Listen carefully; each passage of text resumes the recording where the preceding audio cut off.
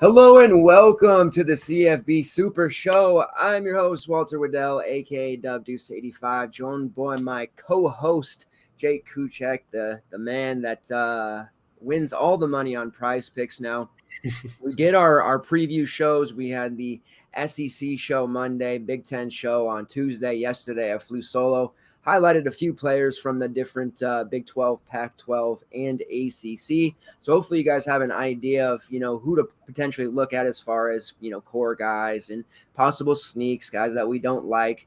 Tonight, we're going back to business as usual, breaking down the DFS main slate for Saturday. This happens to be week 0, so we're rolling up our sleeves and getting after it. Next week, there are going to be 3 different main slates because there are football games on Thursday, Friday, and Saturday. So lots of college football for week 1, which I don't really remember week 1 being that aggressive last year. I could be wrong, but I'm happy. I'm happy to have slates all the time. There was some good stuff week 1 last year. I remember that one pretty well, actually. So. Nice. Okay. I just didn't remember there being 3 giant slates like that, but if there was, that's great. I'm with it. So we'll be doing some shows for that. At least 2, obviously a breakdown for each one. There's some cool CFB betting articles coming out from some other guys over on the FTN bet site. The main slate right up for Saturday will be up tomorrow morning from yours truly, covering, both the DraftKings and the FanDuel slates. This particular main slate for DraftKings is 6 games. The FanDuel one ended up being 7. They included the Charlotte FAU game, which I believe DraftKings has on one of their secondary slates. So we did, have a chance to look at some of those other slates and at least have an idea. I can talk from a FanDuel standpoint for those of you who are playing that. We aren't going to do a full breakdown for those secondary slates, but we are going to kind of give a couple of players that we like from them and kind of get you guys started on that. We'll be in the Discord, or I will be in the Discord. I don't want to speak for you, but I know you'll pop in once in a while. But, giving out core plays and talking up those slates and looking at ownership and those kind of things. So a really exciting show. I'm definitely ready to dive in and get week 0 started. It's always a bittersweet, moment because when college football ends and I got my March Madness thing and that ends and it's like, okay, I have a little bit of a breather, I'm going to do WNBA and kind of, relax. But after a week or 2, I had my rest and I'm ready to get right back to it. So if I had my way, I'd, grind college football, college basketball, both of them every single day. I'm just, I'm savage like that. And I just can't wait to get in. So hopefully you're equally as excited as I am and you had a chance to dive in and you're ready to, kick some ass via Prize Picks betting if you're able and obviously DFS. So how are you feeling about this initial slate week 0 as it might be? Yeah, it's interesting, right? Because you don't have a lot of marquee matchups. Like there's not like Ohio State versus Oklahoma or something with like these teams that have a whole bunch of pedigree and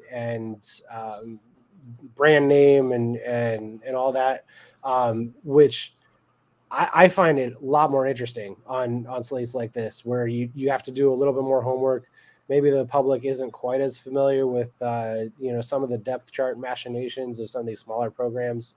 And I feel like we can have, a little bit more edge when there's less information available, readily at everyone's fingertips. That's when we can be our most profitable. So I'm very excited to dig into it.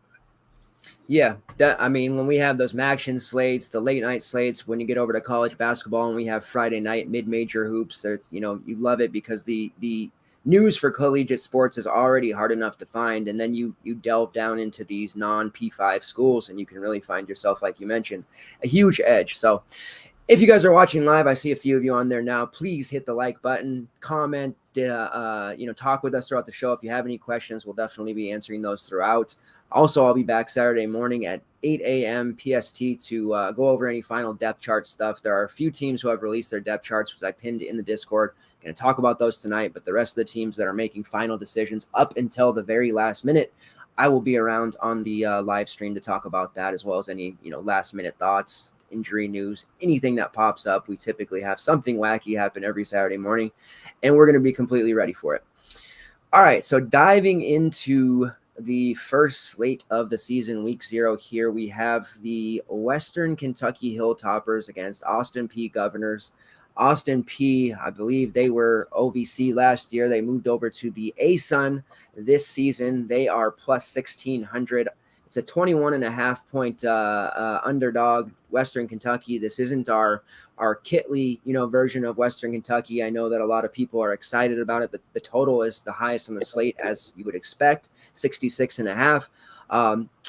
I just, kind of mentioned it the other day when we were on together talking about Big Ten. It's a little worrisome because, I know Kitley has his disciples, but it's like, just because I know, I watch a lot of LeBron James doing these, athletic 360 dunks. Like, I know how to do it. Doesn't mean I can do it.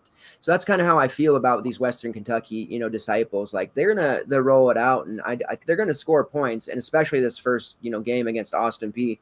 They're not going to have the defense, although Austin P's defense at their conference level is pretty elite against their same type of competition. I just think throughout the season goes, Western Kentucky's not going to be that juggernaut video game, scoring machine that they were last year. I think Bailey Zappi's also better than Austin Reed. A lot of people have been arguing with me that on Twitter the last couple of days. I'm a Zappy guy, so people just throw that in my face, but I just don't know that this is going to be the DFS offense that maybe everyone expects it to still be. With that being said, we're still going to have quite a few pieces of it because obviously they're going to score points on Austin P. Now, the first initial look at, depth chart stuff, these are two of the teams where there aren't official depth charts that I've seen for Western Kentucky, although we have a pretty good idea of who it's going to be. And then Austin P has a two deep depth chart out. So right now for Austin P, if you guys are running multiple lineups and you want a little bit of exposure, they have the dreaded tag at quarterback between Sheldon Lehman and Mike DeLillo. He was a Middle Tennessee transfer. You guys might recognize that name from the last couple of seasons. At running back, it's Josh Samuel, a strong level ASUN running back, not somebody I'm really interested in. And then wide receiver is Goodman, James Burns, Dre McCray, and at tight end, it is Noah Williams or Jordan Goko. Dre McCray is very intriguing to me, and get back to that in a second. For Western Kentucky, we expect it to be Austin Reed. Obviously, he chased, Doege out of here. At running back, it's probably Kyle was Robichaud. And then at wide receiver, we're looking at Malachi Corley, Daewoo Davis, and then one of they'll probably run out two, but Jalen Hall, who transferred from Western Michigan, Michael Matheson, who transferred from Akron. So two, Maction wide receivers there. Josh Stearns, not to be, confused with his bro. Jared Stearns is still in the house. Craig Burt is still there, and Dalvin Smith. So all of those guys still have, from last year, have that experience, and they know how to run the offense. Now, before I get into it and get your take on this game, I do want to run through for Western Kentucky, the receivers specifically, the targets from last season, and then the transfers, what their targets were last year. So Malachi Corley, I think he's the one that everybody's going to want to get in as slide in and be that number one. He did have 103 targets, which was third on the team last year, but he was one of three to have over 100 targets. Daewoo Davis, who is really cheap on DraftKings, probably an auto core lock for me, 66 targets. Josh Stearns, 26 targets. Dalvin Smith, 14. Craig Burke, 19. Then you have Michael Matheson from Akron. He played with my guy, Kanata Mumfield. Talked about him last night.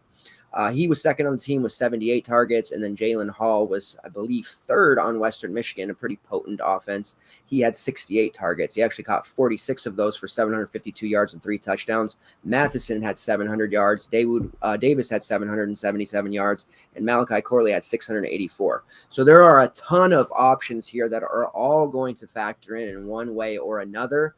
We can definitely hope to get an actual depth chart that'll show just where this is, but I have a pretty good idea about where it is going to land. But that doesn't matter because the secondary guys are still going to be able to catch passes as well. So I guess let's start with the Western Kentucky side for your analysis and see, quarterback, yes, he's expensive. Sounds like he's going to be super chalky. Running backs, probably not going to need to talk about that too much. Where are you going with the wide receivers, knowing, Davis and Corley right now, I can tell you, are going to be pretty chalky, but do you think we can get a little cute here and play either some additional receivers in our main lineup or just GPP swap galore in the MME thing and just start plugging, mixing and matching and getting these different receivers into our builds? Yeah.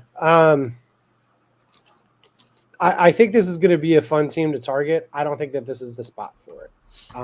I think, we expect it's just, I think like you're saying, we expect it to be automatic. Oh, Western Kentucky is going to throw 60 times and ridiculous efficiency, and somehow they're going to throw for 6 touchdowns, and one receiver is going to go for 203, and it's just fantasy goodness all the way around. And we got to the point where that was automatic. It was like, oh, Zappy to Stearns, and those are 2 locks, and you just fill in the rest of your lineup from there. The thing you have to remember, and this, and probably a lot of our regular viewers will know this, Zappy and Stearns played together for a long time before they got to Western Kentucky with Kitley, their offensive coordinator. And so that chemistry that was built in, that's, that took time to come together, right? And so this new quarterback got to Western Kentucky, Reed got to Western Kentucky, doesn't have, I don't think he brought any of his FBS or FCS wide receivers with him. So he doesn't have that built-in chemistry. He doesn't have his offensive coordinator coming from his old school. There's a lot of familiarity that existed last season that doesn't exist in this circumstance, that is going to kind of take the wind out of the sails from that efficiency, from my perspective anyway. And so I don't know that week 0 is the time for us to expect them to just put up ridiculous numbers, especially when they don't have to. It's Austin Peay.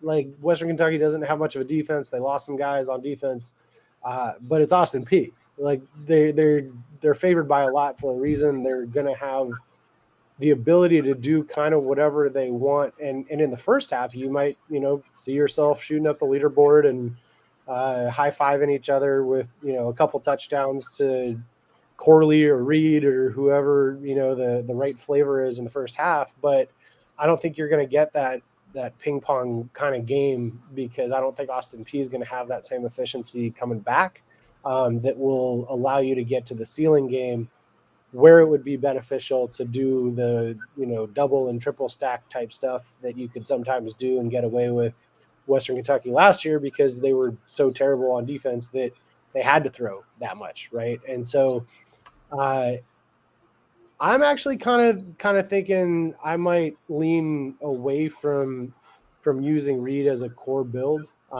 There's one other quarterback on the slate that I probably am going to use over Reed, and then it becomes a question of, do I want to use Reed, or do I want to go, church of 4 RBs like we do sometimes? And I think there's the value to be able to make that decision, independently, right? And so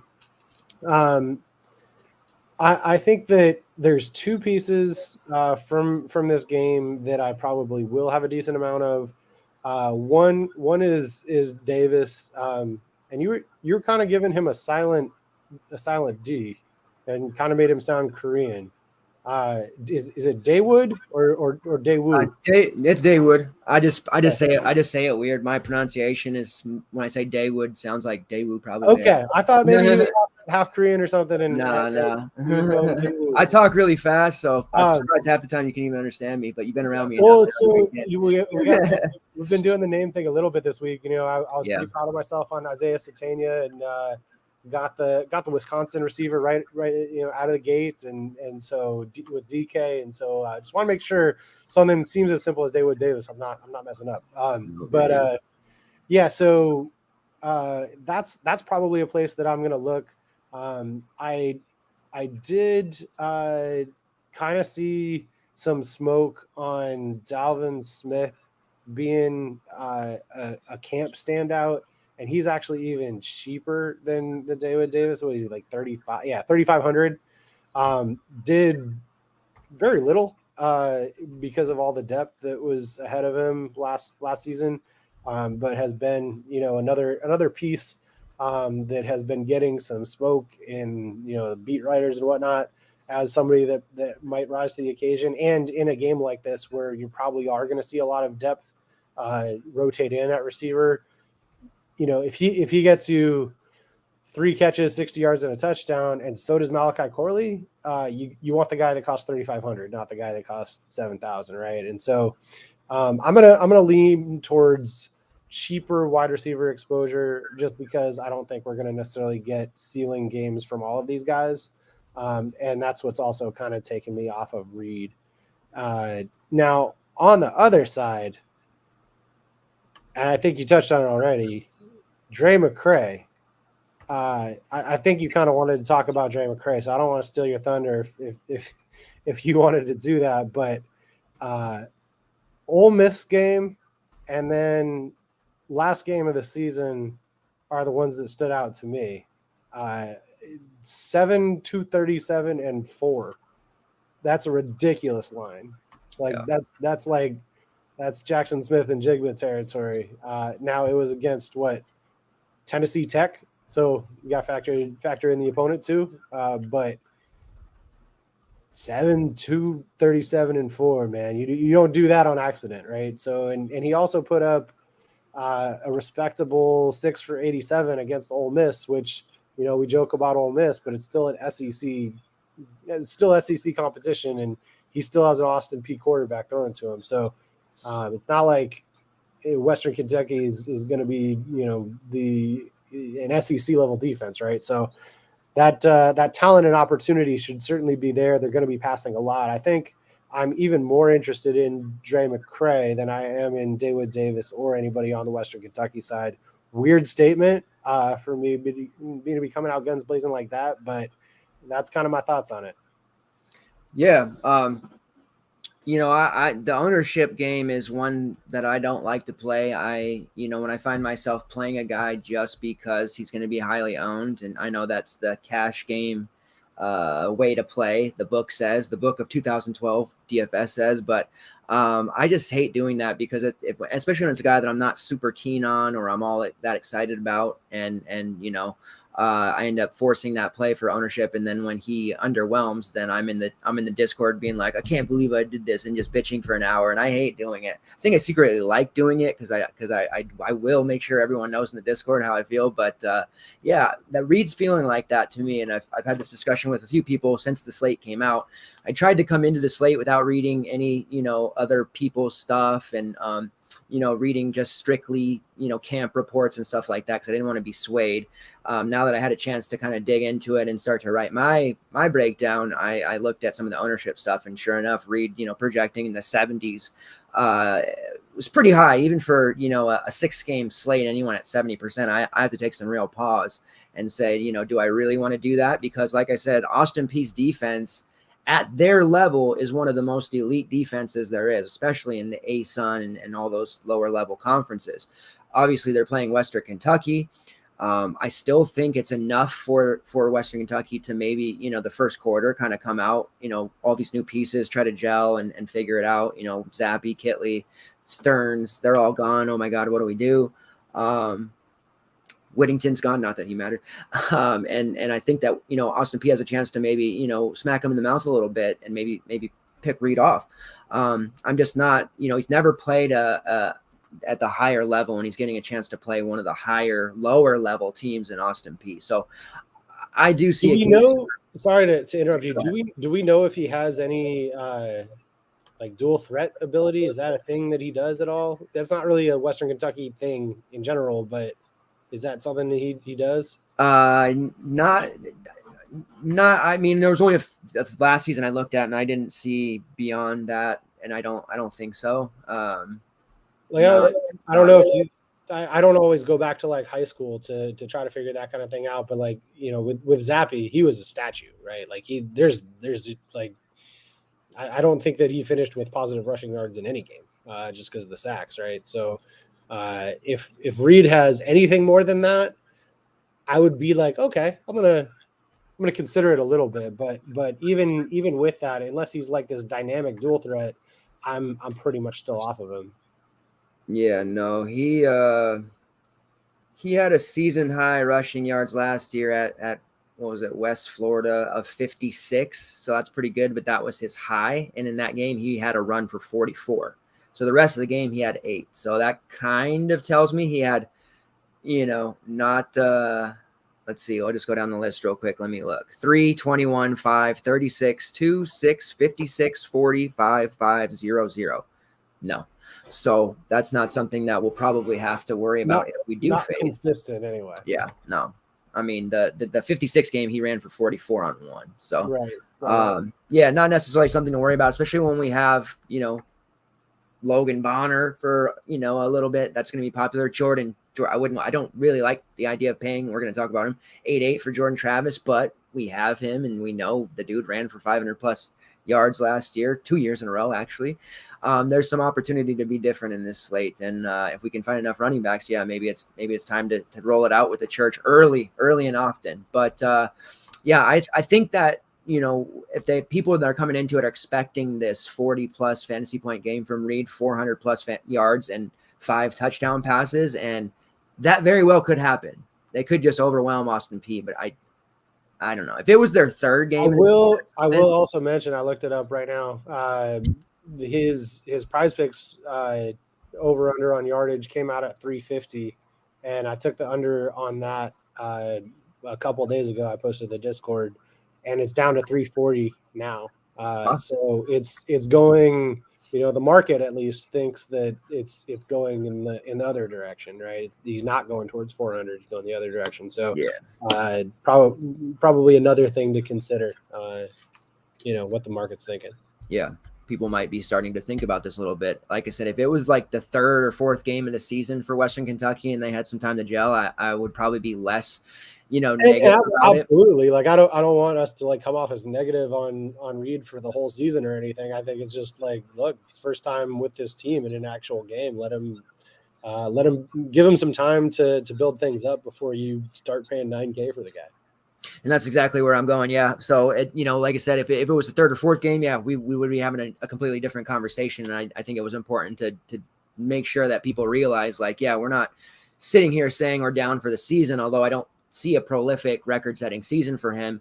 As he settles in, there'll be those big games, but I think it'll be a little more hit or miss at first. Being that it's the first game of the season, that's what gives me my personal hesitancy. It sounds like the same for you.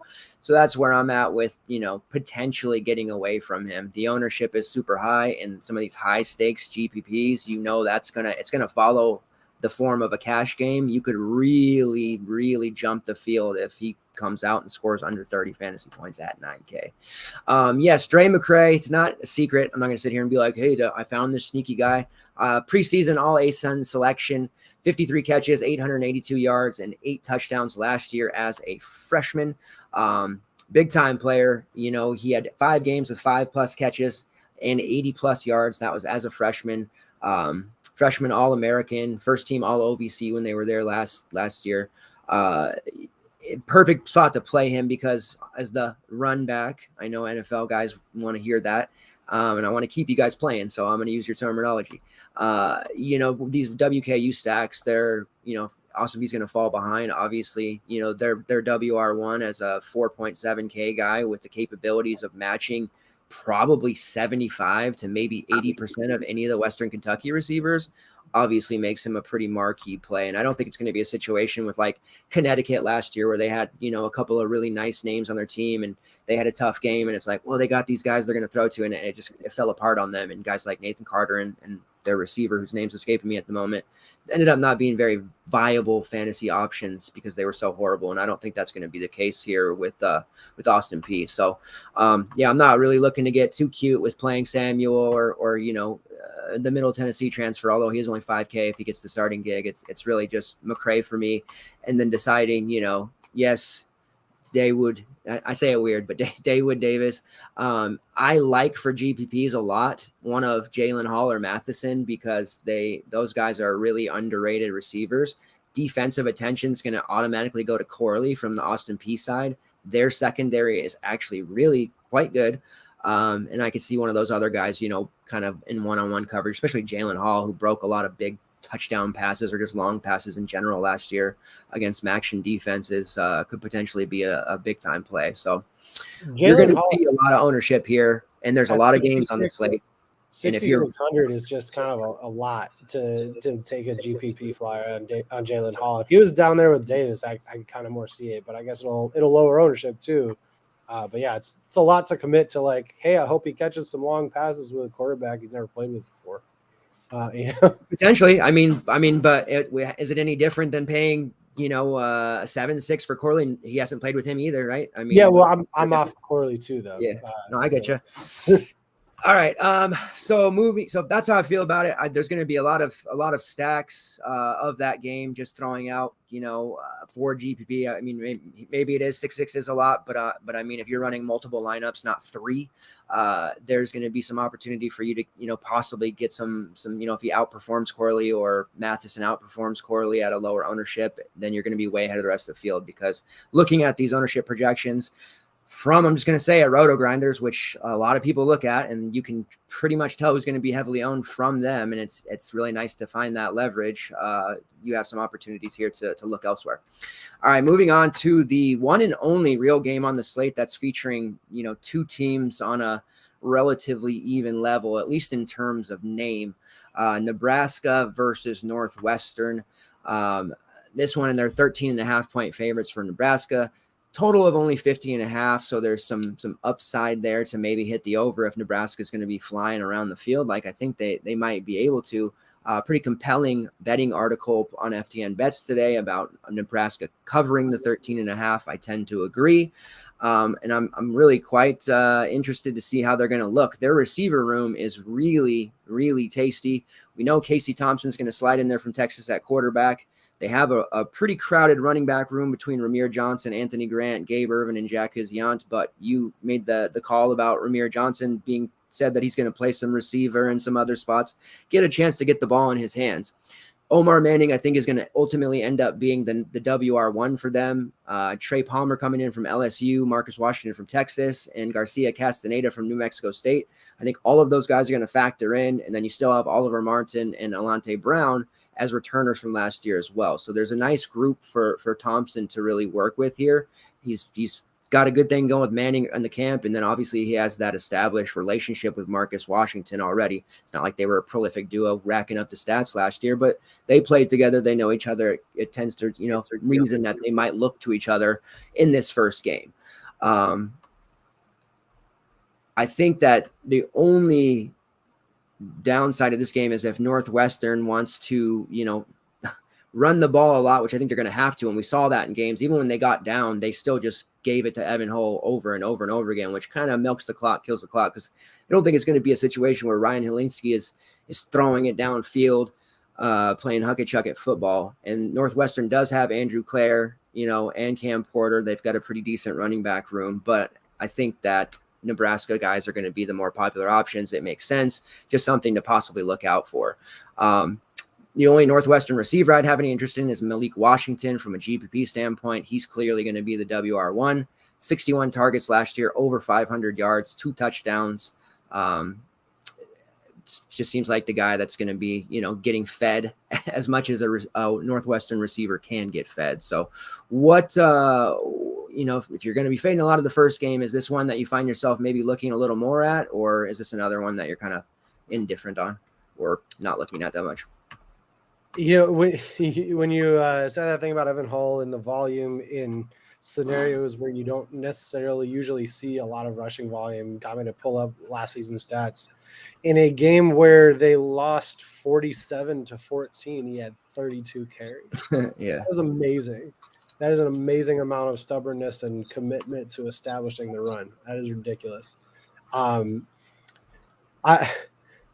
kind of want to play Evan Hull, man. I don't know that I particularly believe in Nebraska's defense so much, and it's pretty clear that Northwestern's committed to doing one thing regardless of the results, and you can volume your way. He had 3.2 yards a carry, but man, he got to 100 yards just barely in that game, right? So if you give him enough volume, even got some passing game work too, scored a touchdown.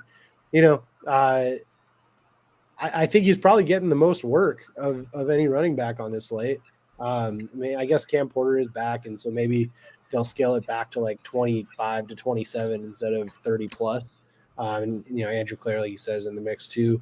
But clearly Evan Hull was like the guy. I don't know. I think if if there wasn't as much health to that backfield, I'd be a little bit more inclined to lock Button because he is kind of the cheapest running back that has gotten that kind of volume in the past.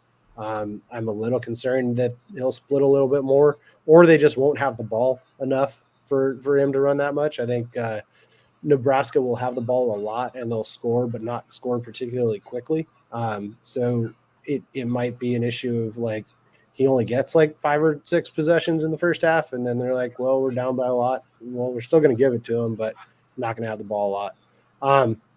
I am interested. I'm a lot more interested at an even cheaper price in Ramir Johnson. I think you're more leaning, on the true receivers in Manning and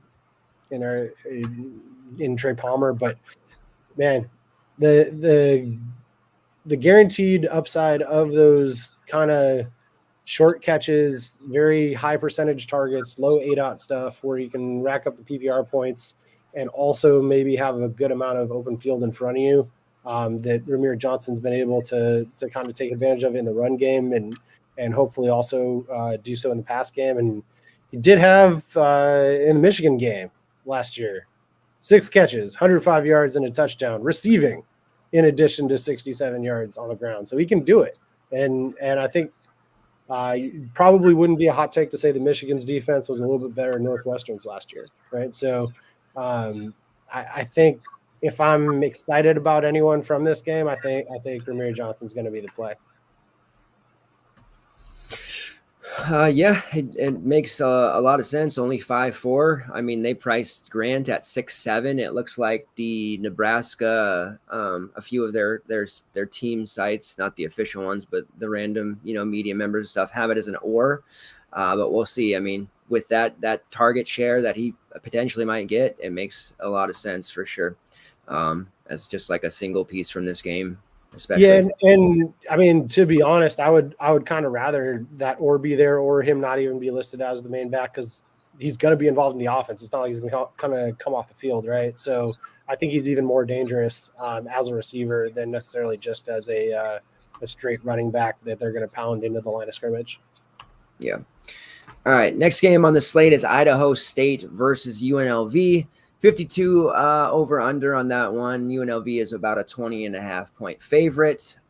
Just going through it, Idaho State, they have their 2 deep released.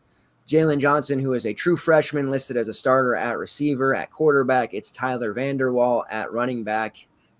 Pretty cool name. Almost can be on the all-name team. Raiden Hunter, backed up by Soja Gazoo. So some cool names there. Definitely going to be looking at the UNLV side. They are still at an or on their quarterback situation. It's not like I'm going to be that excited about it. Anyways, Doug Brumfield or Harrison Bailey. At running back, it is going to be Aiden Roberts, somebody who been talking about in the Discord for a couple of days. It was somebody that I had hoped, when first the slate came out, I thought, if he gets the start, it's going to be interesting, very cheap. Courtney Reese was getting all the hype from their beat writers, but it ends up being that Robbins is going to be the starter initially. Reese will be his backup. And since he's so cheap and that depth chart came out very early, Robbins' ownership is trending to be very, very high. So not going to be a sneaky play there, unfortunately, but just an overall good one. The amount of touches I'm expecting from him to run all over Idaho State, it just makes too much sense. Those are the type of plays that I feel good about, good chalk opposed to bad chalk. At receiver, it's Kyle Williams, Ricky White, and Jeffrey Weimer. Kyle Williams may be a familiar name to people. He's kind of been in the mix for the last couple of seasons for UNLV. Steve Jenkins kind of took his lunch money last year late in the season, but Williams did have 72 targets, over 600 yards receiving. But Weimer is the one that's getting a lot of social media talk in the beat writers reports. So I am kind of interested to see how Jeffrey Weimer is going to end up looking here. As I said, some of the GPP builds that I want to have and guys that I don't expect to carry too much ownership. He is only 4-4. We know that, Dawood Davis is going to be a guy that's very heavily owned. We like McCray on the other side. So Weimer will be a guy that should carry relatively low ownership down there at the same price. And then again, Robbins just sitting there at 3-3. It's unfortunate because, it would have almost probably been better that, like you just mentioned about maybe having an or tag on Ramiro. It would have been maybe better to have that or him not starting at all because I knew he was still going to get work regardless. And then as far as Idaho State, like I said, there's some names we know who's starting. They're all cheap, but I'm not expecting them to score too many points. So what do you think about this game? Is there something to consider other than Robbins? I think that's it for me. Okay, fair enough. No, I could talk myself into like maybe playing a pass catcher or something, but there's a starting running back at 3-3. I'm gonna take whatever volume that guy gets and take the present and move on to the next game. All right, so next game is Illinois versus Wyoming. 44 total. This one's going to be probably a knock them out, drag them out type of game. 12.5-point favorites for Illinois. Are they up to 12.5? Holy cow! That's what it was on DK. I don't know what other sites are, but I just pulled it off of there.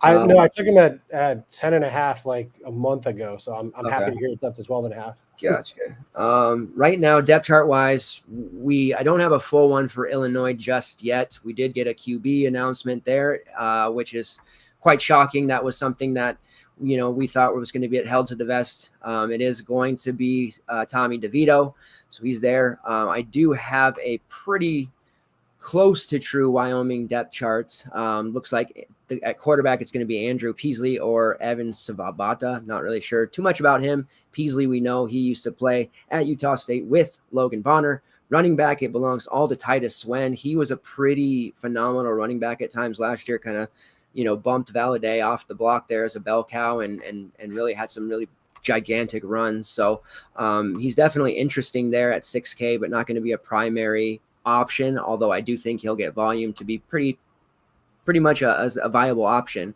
And then at wide receiver, the rest of what we're looking at is Josh Cobbs, Wyatt Whelan, Trayton Welch. If those names don't sound that familiar to you, it's because they're not going to be very much usable, viable anytime soon. It's really just Titus Swen if you want to go the Wyoming route. I'm going to leave Illinois all to you, though, because I know that you are very high on Mr. Chase Brown, and I want you to get the chance to talk about him. Yeah, man. Chase Brown getting the volume.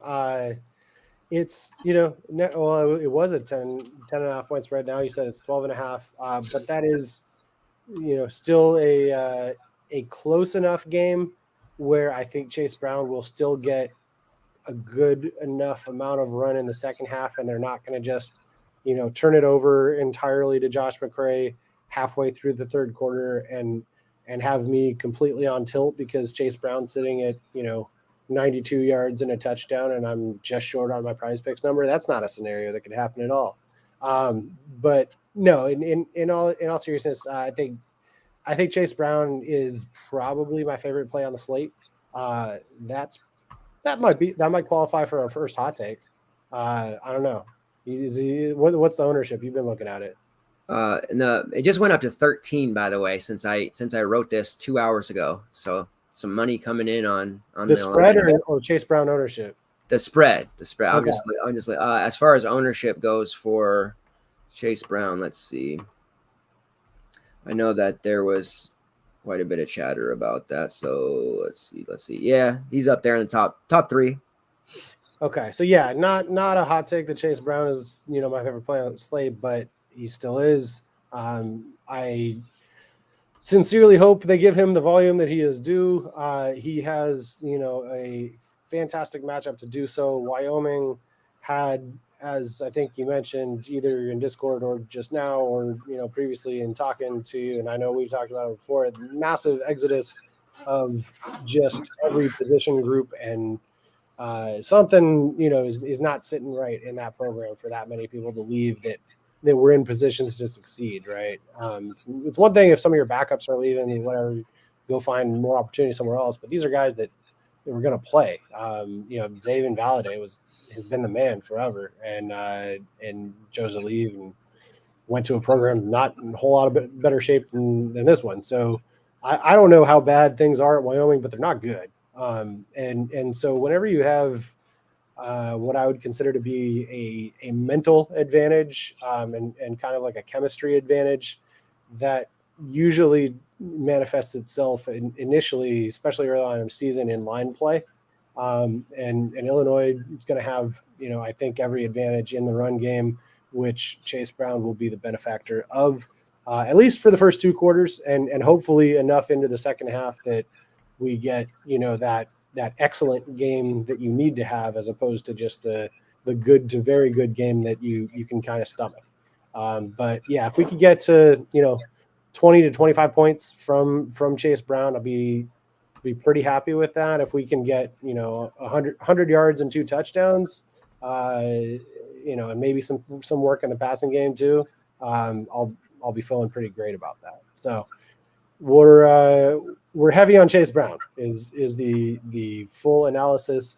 If you want to get completely contrarian, Josh McCray is in the exact same situation. If they end up splitting volume kind of equally, he's a lot cheaper. I completely get that as a leverage play, but I think at least for week 0, it's going to be the Chase Brown show.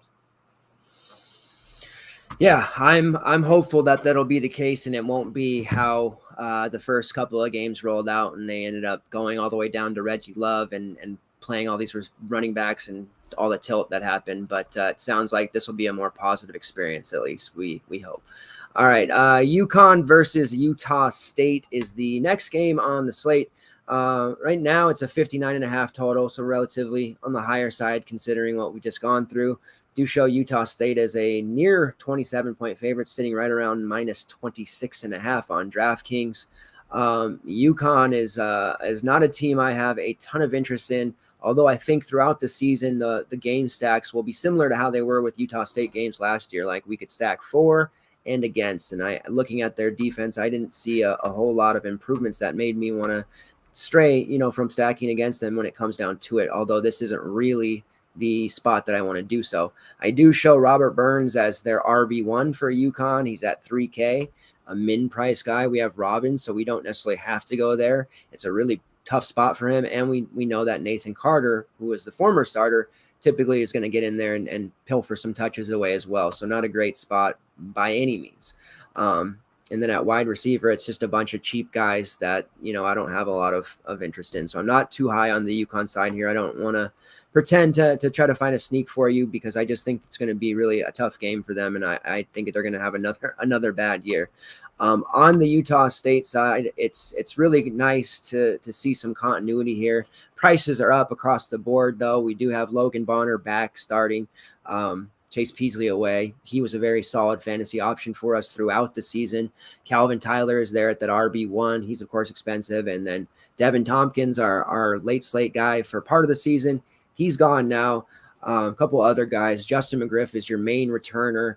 I do show Brian Cobbs, the Maryland transfer, and Xavier Williams, who was at one time, I believe, at Bama, in the mix for some touches. And then a lot of people are in love with Kyle Van Leeuwen. It does show him as initially the first depth chart I saw as an OR tag with Nine Davis and Terrell Vaughn. So 2 ORs there at his position isn't too great, but like I said, the talk, love, whatever you want to call it, for him seems quite high. He is 4.2. He's going to get some work in this offense, of course, but if his ownership's going to creep up closer to 20%, like I'm seeing on 2 different sites, I definitely don't have as much, excitement for him, because I think there's going to be, McGriff Cobbs eating a little bit more. And then there's an equal chance for a guy like Nine Davis, who has really killed it in camp, to do just as well as him for, way lower ownership. Why are people in love with Kyle Van Leeuwen? I haven't been able to figure it out yet. The first 3 lineups that, people show me lineups all the time. The first 3 that were shown to me all had him in it. And I thought it was just kind of one of those weird things. And then I get to the ownership today and I see him sitting around 16 to 20% roughly. And it's so then I did some further research on that, and I have OR tags on the depth chart. So I'm not too sure. I'm hoping it's not some, thing that I'm going to miss and he's going to go for, 150 and 3 tomorrow or Saturday, but Maybe he will. I don't know. I think that people are a little, they don't want to come out. The price tags are going to get much higher. To me, it's a little tough because at first, my brain's still thinking, 6 and 6.8 is still cheap for wideouts. I know week 0, week 1, it might be on the higher side when guys are priced at all these different price points. But 6.8 for McGriff, I'm personally fine with. I know he's going to get a ton of value if I'm going with Bonner. He's the guy that I want the most because he's one of the only guys that they have, that established chemistry, rapport from last year with a bunch of new guys coming in like Brian Cobbs and Xavier Williams. So I do think McGriff is going to be relatively popular, though, as people are going to probably go with the Reed Bonner combo, and then they're going to want to stack up, receivers for both passing options. So you're going to see a lot of lineups with both of these teams in it, which doesn't make it very fun for me because I like Utah State and I'm used to not having them very own, but this is where we stand at week 0 of 2022. So what's your plan of attack here with the Utah State game? It's wild to me that Utah State receivers are garnering that much ownership. Usually I don't target pass catchers in a diversified passing game with not an established alpha in a 26.5 point favorite. That's just not generally the way I approach things. I do really, really like Tyler. I think Tyler will get a ton of work. They tend to give Tyler a ton of work. They lost a lot of receiving talent and they don't need to pass a lot this game. So that kind of would translate to Tyler probably getting 20, 25 even carries, especially if they keep him in there, kind of the same thing with Chase Brown. I'm a little bit more concerned about it getting out of hand in the fourth quarter than I would be with Chase Brown. But I also think that maybe UConn has a little bit more of an inspired rush defense. It would be tough for them to be worse. Brought in Mora. It seems to be kind of a guy that gets programs into shape. Not to a point where they're good, but gets them out of the gutter, I guess, a little bit. And there might be a little bit more of an inspired performance, especially being 0 week early in the season. They haven't suffered any major losses yet because they haven't played any games. And so I think it'll be close enough that Tyler will probably stay in the game for at least 3 quarters, and not so close that they're still going to be doing, a ton of vertical downfield passing in the second half. So I'm much more leaning Tyler than I am any receiver. I know he's expensive. I kind of am of the mind that there's enough value at the receiver spots and with the UNLV running back Robbins that you can pay up for wherever you want to. And for me, that's the security of RB1 touches in, early on in the season where the passing game might not be in rhythm. I think teams might tend to lean on not having to complete passes if they don't have to. And I think that's where this one goes as well. So Tyler, for me, not a bunch of interest in any of the receivers, frankly.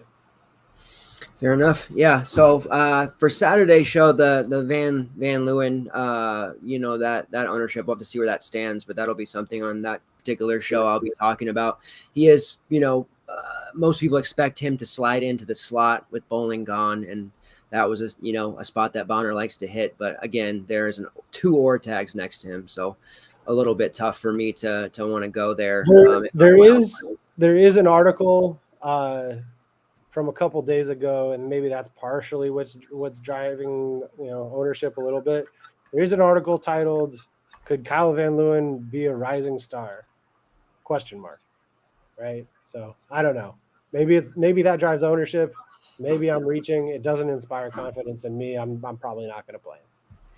Gotcha. Yeah. So for Bonner, I think he's a little bit more exciting of an option on this slate than maybe people might think of, or it sounds like. I hear you're in on Tyler. I think that's a great idea. I'll probably play him too, but I do think Bonner is going to sling enough action in this particular game to to make it worthwhile. We saw him in games last year. Obviously it was games where they were getting pile driven, where he was throwing, 35, 40 times. There was a blowout game where they won 46-13, where he did throw 42 times. He'll probably settle in somewhere between 25 to 28 for this one. 8.6 is obviously a high price, but I think that, like you said, there's so much value. We're just going to be able to collect raw points probably at this quarterback position. And for me, I've always been a Bonner fan. He typically does me quite well. And I think that, like I said, with the continuity he has with one that is McGriff, not quite the crime dog maybe, but one would think of that. And I think those two of us a pairing for raw point purposes is a high level play. So we'll have to see where that one works out, if there's enough for everyone to eat. But again, UConn was not a team that did much of anything last year to stop any team at all. And I just don't see them starting with game one. Duquesne's versus FSU is the next game on the docket here. I just lost my page. All right. I don't have that in front of me, but I don't have it, or I have a Duquesne's depth chart. I just lost my entire thing. So let me pull that up here and see what we're working with. Now going in, although I'm looking up odds and stuff again, since my page just went away. What quarterback are you on? Are you on Jordan Travis then here? Is that where you're ultimately going? Darius Perantes, man. No, okay. I'm on Jordan Travis. I wanted to see how long I could keep that. Yes, Jordan Travis is my dude. I think that's gonna be. Look, it's a soft enough matchup that you could say all the things that you just said about Logan Bonner. Difference is, I think that we might also see some rush ability from Jordan Travis. Rarely is a play going to break down against a team like Duquesne, but they also, kind of let him freelance and call his own number a little bit too. So I think that there is more opportunity for Jordan Travis to put up, a 100-yard and a touchdown rushing game along with whatever passing stats exist than is possible for any other quarterback on the slate. Is there any quarterback on the slate you think will have more rushing yards than Jordan Travis? Nah, not seriously. No. Yeah. So no.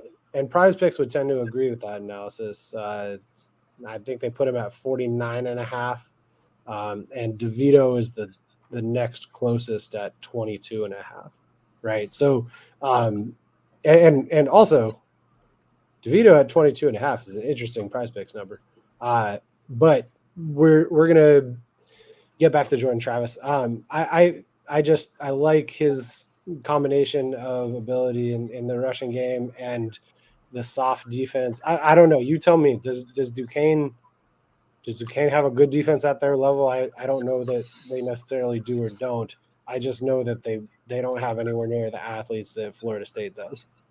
No, and I got my note page pulled back up here.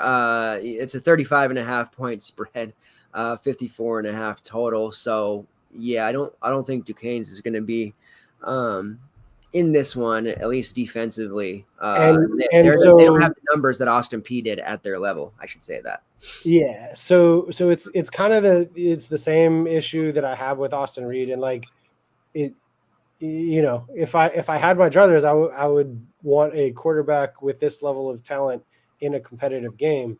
The two quarterbacks that have the price tag or the theoretical ability to put up these ceiling games, or if you want to include Bonner in that, I guess the three, they're all in blowouts, right? So it's not super exciting. It's just that with Travis, I see him accruing points more quickly with those rushing yards and those potential rushing touchdowns than I do with Reed or with Bonner, because, let's say they all throw for 302, but Travis also runs for 60-1.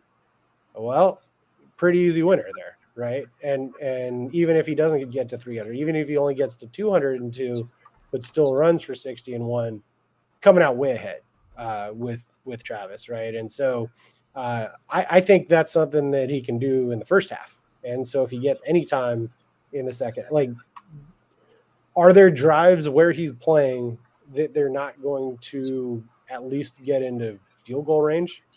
You could see a 3-and-out happen in once or twice, but for the most part, I think it's going to be pretty easy to move the ball. I think he's going to be a big part of it, especially when they get in the red zone. Big confidence building type game, and part of that is going to be him running the football. It's just part of what he does. I think he's just going to accrue at a higher rate and be more involved in all facets of the game than either of the other two quarterbacks that are in that same price range.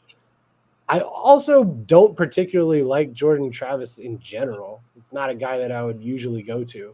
So if I feel myself liking him this much in this context, it kind of tells me that he really is a guy to gravitate towards, because I certainly don't have a bias towards using Jordan Travis.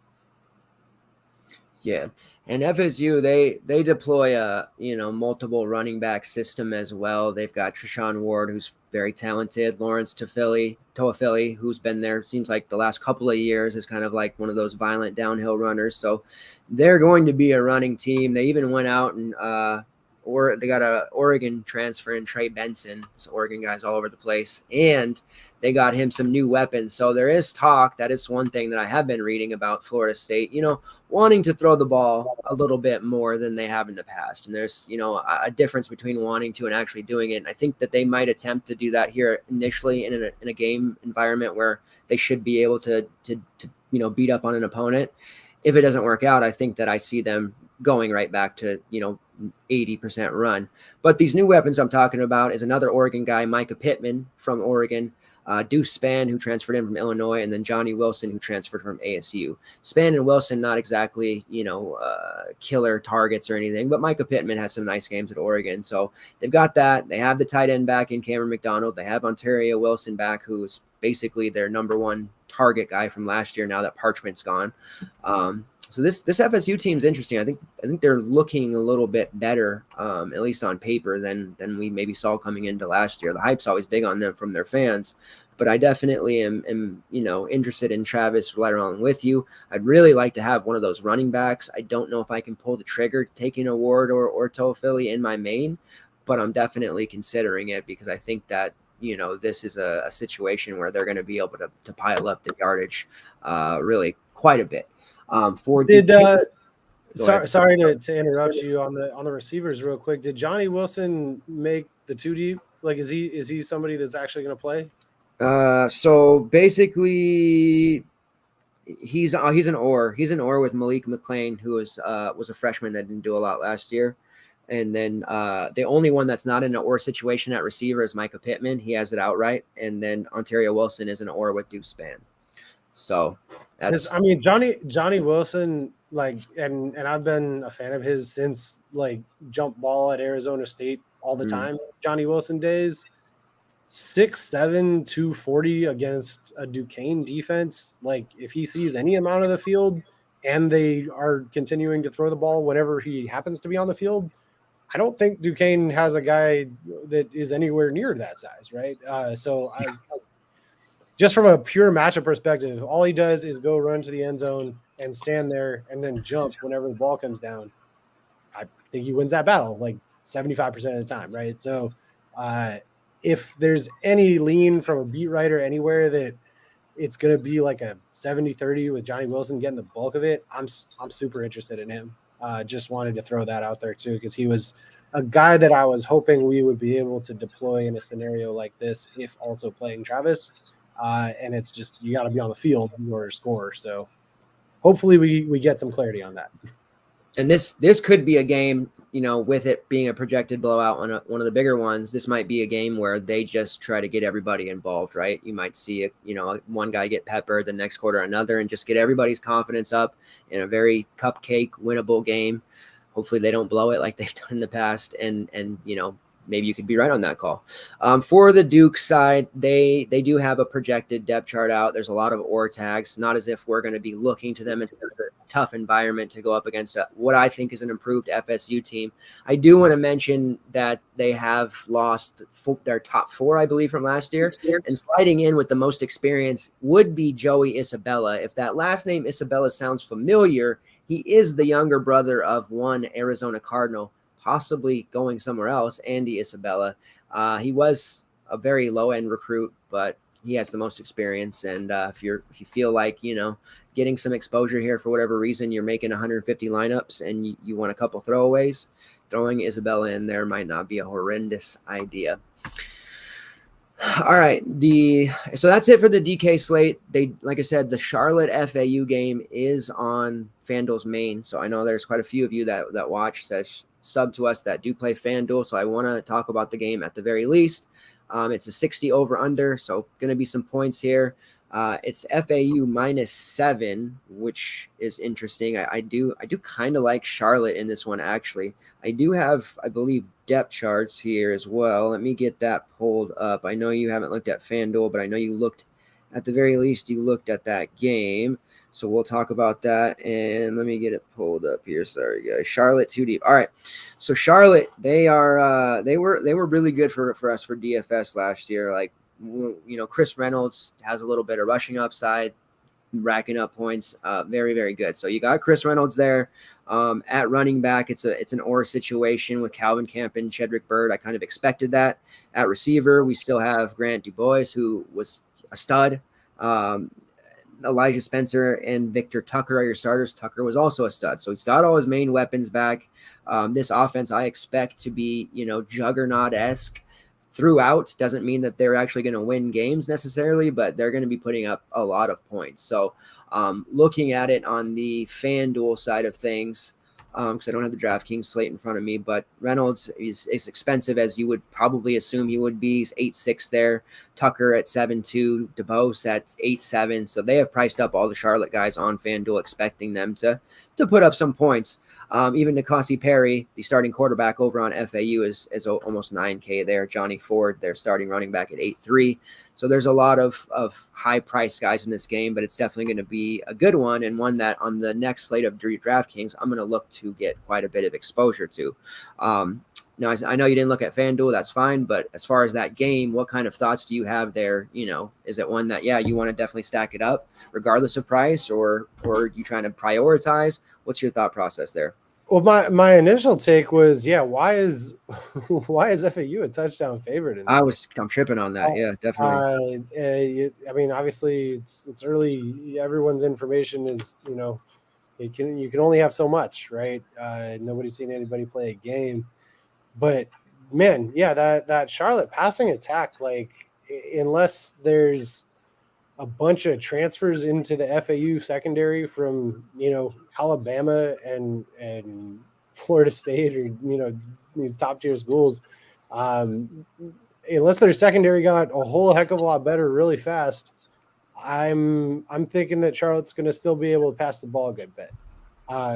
From what Charlotte has done in the past, they kind of will rotate receivers other than Tucker. Tucker kind of seems to stay out there no matter what. DeBose a little bit, but they'll kind of run guys in and off as in like a quasi Mike Leach Mississippi State environment. So I probably am most interested in those two guys, Tucker and DeBose. Elijah Spencer has flashed in some games in the past too. There's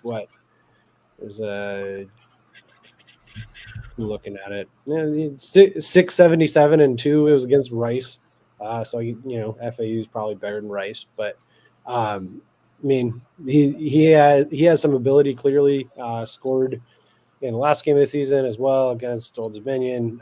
He's only 3,700, and so at least on DraftKings on the next slate, he's only 3,700. What was his price on FanDuel? For who again? Sorry. For Elijah Spencer. Oh, let's see.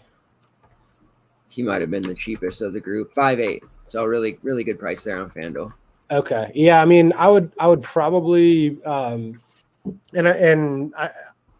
I actually would want to kind of have multiple pieces from this game.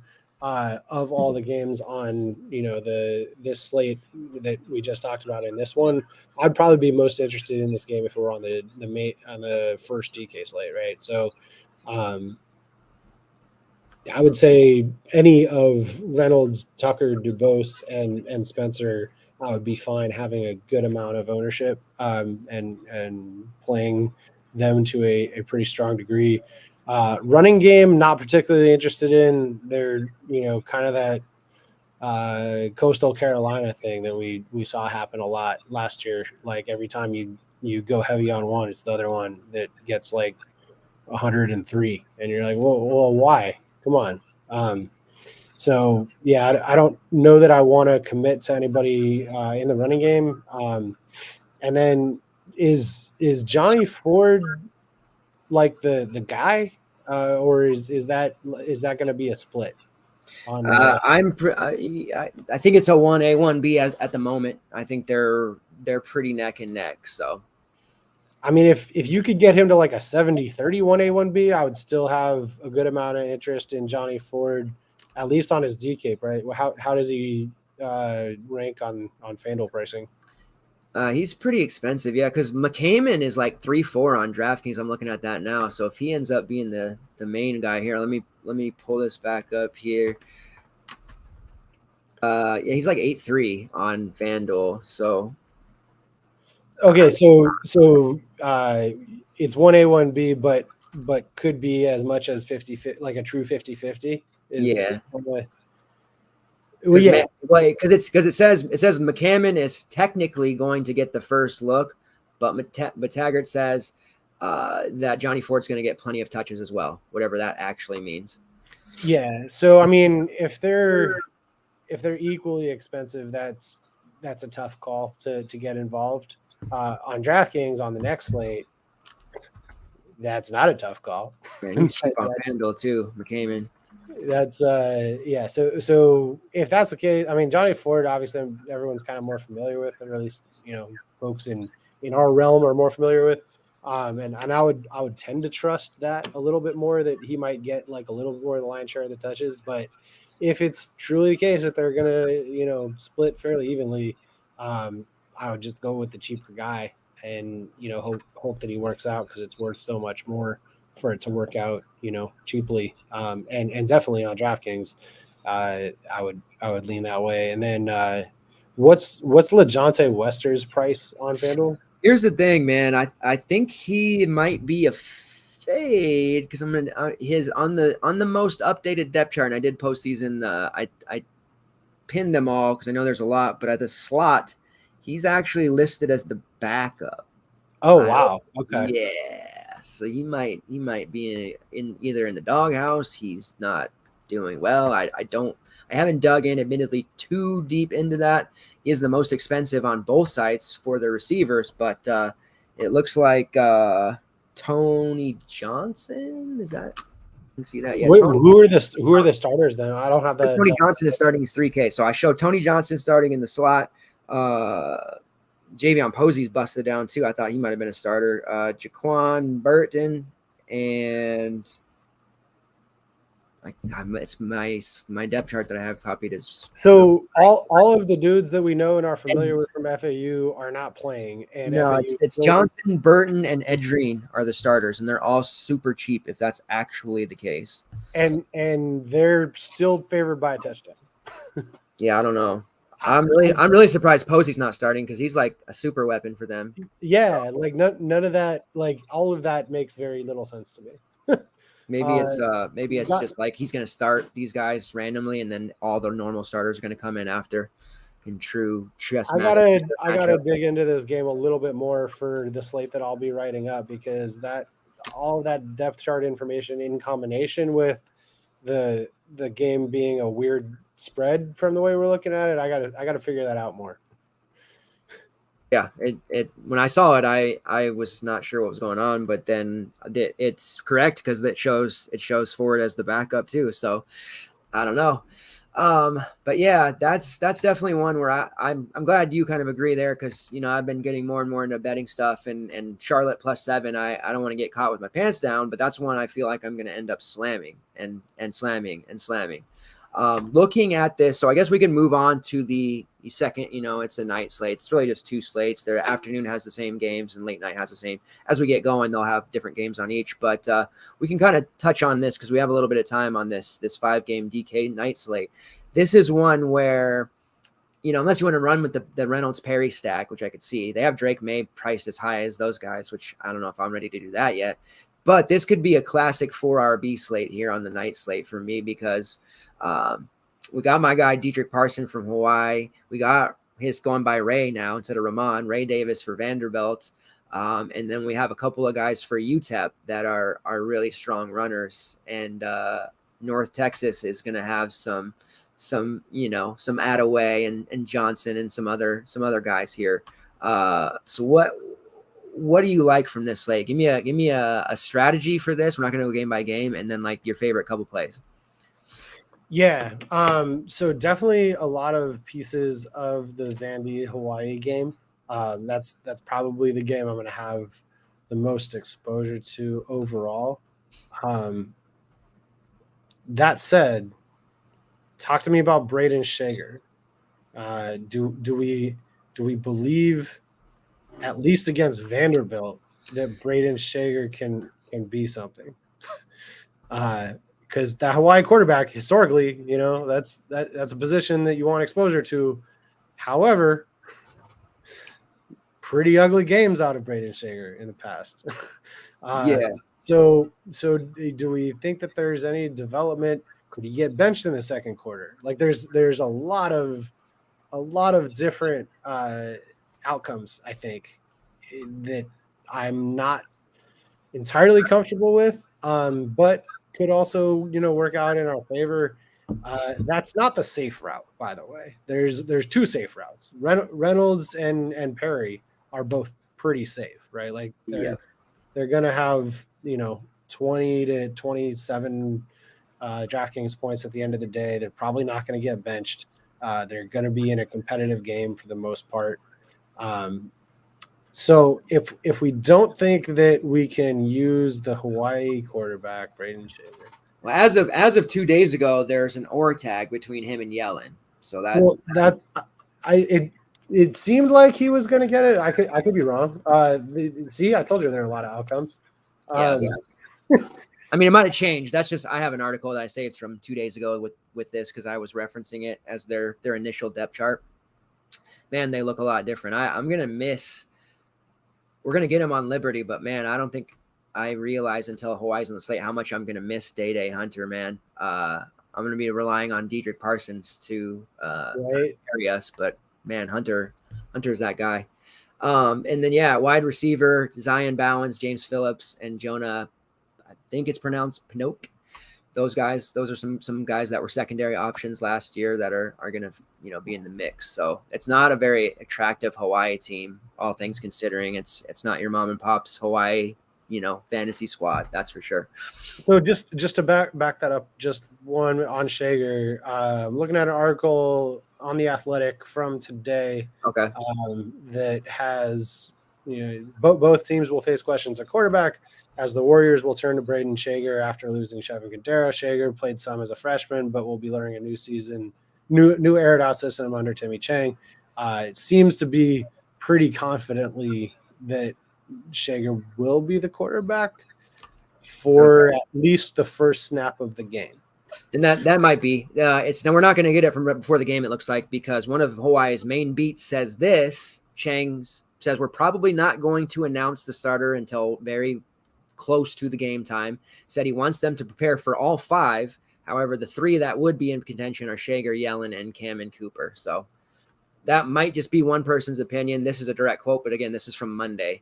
So it could very well be Shager, and it probably will be, but I don't know if I'm willing to try if we don't know for sure before the other game. Yeah. So I think to back up to your original question, the probably the smart thing to do is to go with one of the safe quarterbacks and build yourself, a not disastrous game from the quarterback position. So one of Reynolds or Perry is interesting. The other one that's kind of interesting, and I have a feeling you're going to try to talk me out of this a little bit. I might try to talk myself out of it. Is Austin Auni? I don't know pronunciations of three vowels. Oh, for North Texas. Yeah. Yeah. No, that could work. The the numbers are a little gross. He does not have. Well, did he have a game where he got 60% completions last year? He had one. Yeah. He had one game where he had 60%. Two. Missouri Liberty. He had 2 games with 60% plus completions. But he's QB1 against UTEP. You can throw the ball on UTEP. And he can move a little bit too. Got up to 44 yards, 65 yards, 56 yards, 55. Like he's not Bailey Zappi back there. And so 6,500, is it worth taking a little bit of risk to get that slight amount of upside beyond Perry? That's more of a tougher call. Is it more interesting than Shager, who is a complete unknown in terms of what he's going to do and if he's going to even stay on the field? I think I probably am leaning a little bit more between those two. Austin Auni. We got to stick with something, even if it's not right. What do you think it is? He was on the slate a few times last year, and I feel like we said it. On. I thought it was on, but I don't know if the E is. Let's find out. On. I want to say on.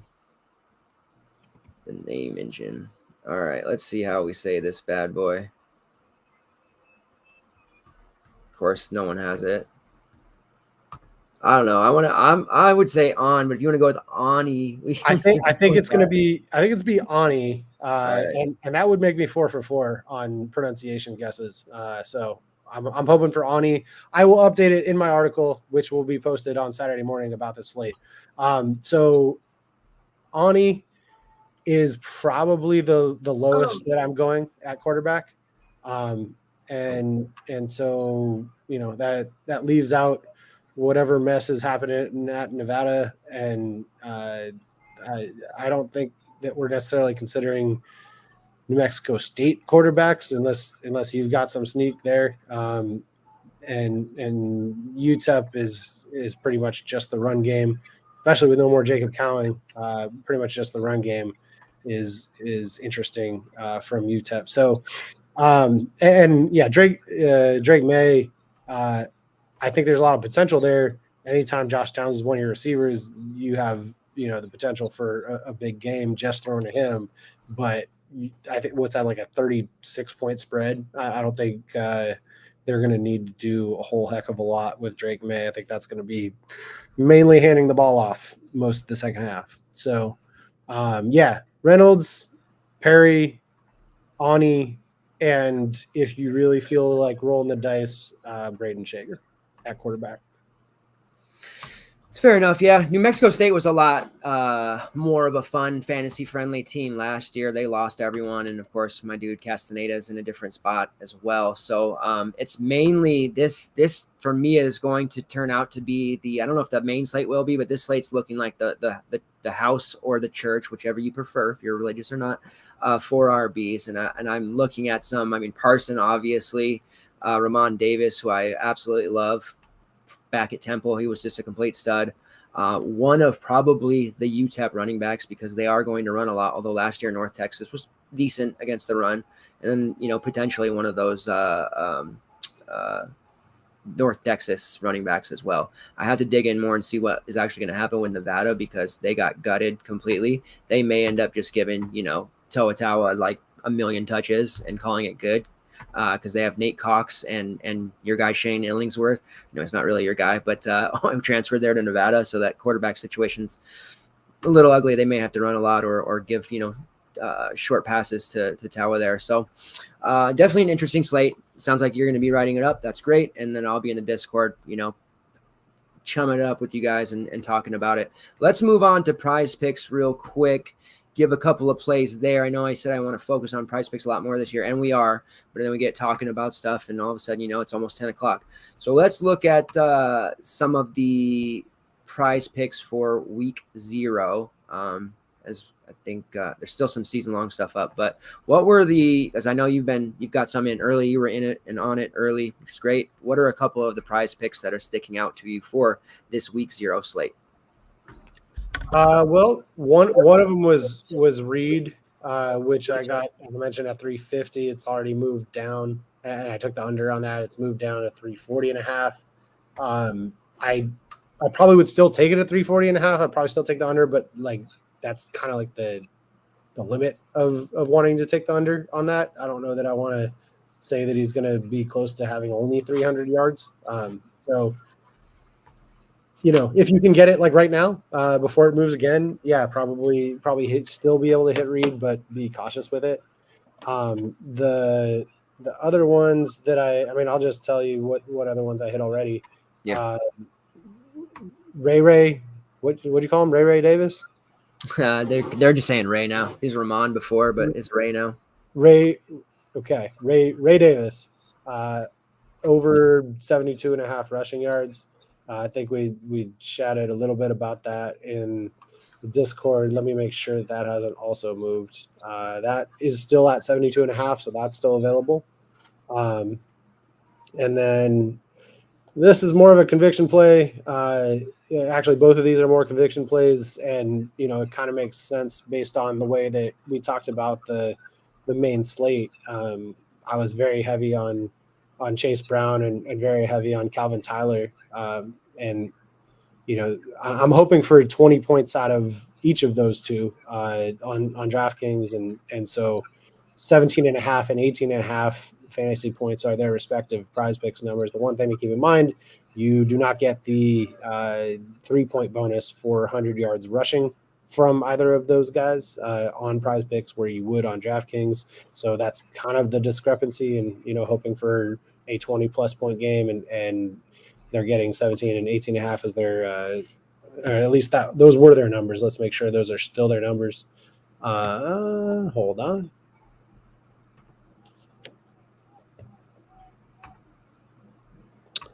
Yeah, so 18.5 for Chase Brown, 17.5 for Calvin Tyler. Those are still up. I still like those just as much as I did when I hit them. And, I think RB1s that should get volume is about as safe of a play as you can make in week 0 when nobody really knows anything.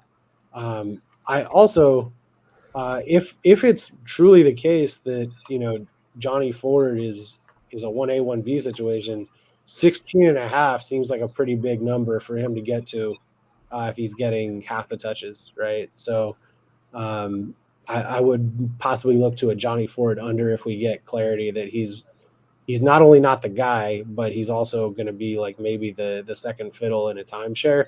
I would be pretty aggressive on hitting that under.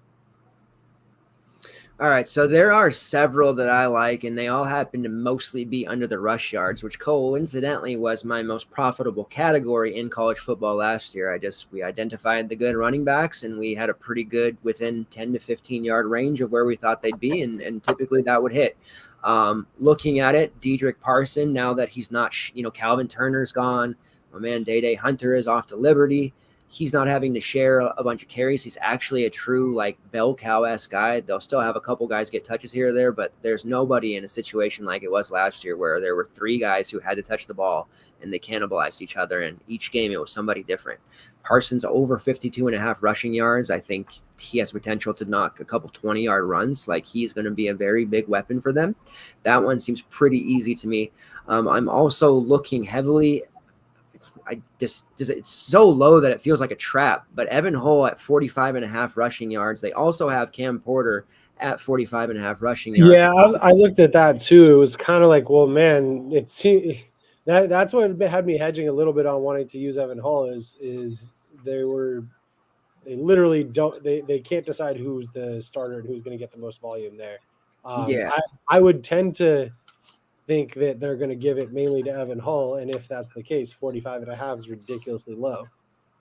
But they have Cam Porter on there too for a reason, right? So how much do you trust Northwestern to pound one guy and not split carries is the question you're trying to answer.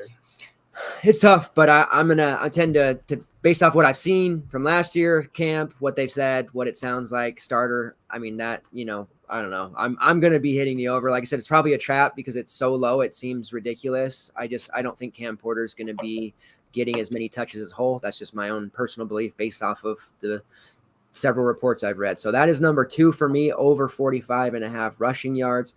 And then the third one, which I believe you mentioned it as well with Ramon Davis, over 72.5 rushing yards there for Vandy. I'm taking both running backs in that game for not only my lineup, but hitting the over on both for prize picks too. Those both just seem extraordinarily low.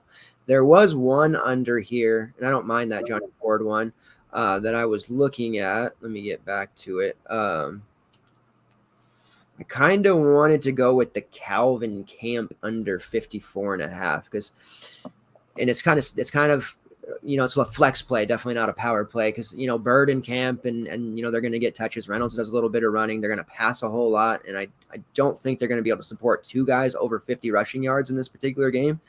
One for sure. And I tend to think it'll be Bird. Kind of where my feeling is there. Also kind of want to take that, over -5.5 for Helinski, but I'll leave that alone. And then there are some receptions here that I want to talk about. LeJohntay Weister. Now it's either under 4 receptions for him since he's not starting, or it's going to be under the 45.5 receiving yards since he typically, gets a lot of, short routes. He's in the slot, whatever. It seemed like the receptions would be up, the yardage down, but I feel a little more comfortable taking the under, 4 receptions for him as opposed to the yardage just in case he breaks one. But I don't think I see him catching 5, passes in this particular game. Unders are always a dangerous one for me. I always feel like a fish because most of my primary flex and power plays that I recommend to people are always overs, but that, LeJohntay Weister, that's just one that seems to me that's going to be under. They have a lot of different pass catching options, and all the guys that you think being starters are not. Something must have happened there. I want to dig in a little bit more. Bonus play is Tyron Smith, over 3.5 receptions. UTEP has the same offense, except Jacob Cowing, the PPR god for the last 2 seasons, is over in Arizona now. Their second receiver is also gone, and Tyron Smith, who was a WR3 last year, slides into that WR1 role. That is a spot that has historically, even before Cowing, gotten peppered with heavy PPR work. So Tyron Smith is going to, per my very novice, projections, I'm trying to, work on that myself and have something for CFB this year. I have him at 5. So over 3.5 receptions for Tyron Smith. So those are the ones I'm looking at. I will probably have some more in the article as well, and then I'll post them in the tracker. Make sure you guys are checking on ftndaily.com for the Prize Picks tracker. We will make sure in the Prize Picks room, in the CFB Discord room, posting that link for you guys to check in on and follow accordingly. So that's it. Week 0 breakdown in the books. It didn't even take us 2 hours, but don't you guys worry because on those very large slates, 10, 8, 9, 10, 11 games will be John a lot, and it will definitely take longer. I love to talk this stuff. It's very fun for me. Thank you very much, as always. Jake, you did a great job. I feel pretty confident that, we're getting to start together from the very beginning as opposed to, 4 or 5 games in. We had a nice thing going early on, and I'm looking forward to being able to make everyone else money as well as ourselves this season. So appreciate you jumping in from the MLB area in the grind and getting ready to do this with me on the college football season. Sounds good, man. I'm excited. All right. Thanks, everyone. Appreciate it. Thanks for everyone who watched live. Take care, and we'll be back, or I'll be back Saturday morning to talk depth charts and injury stuff. See you.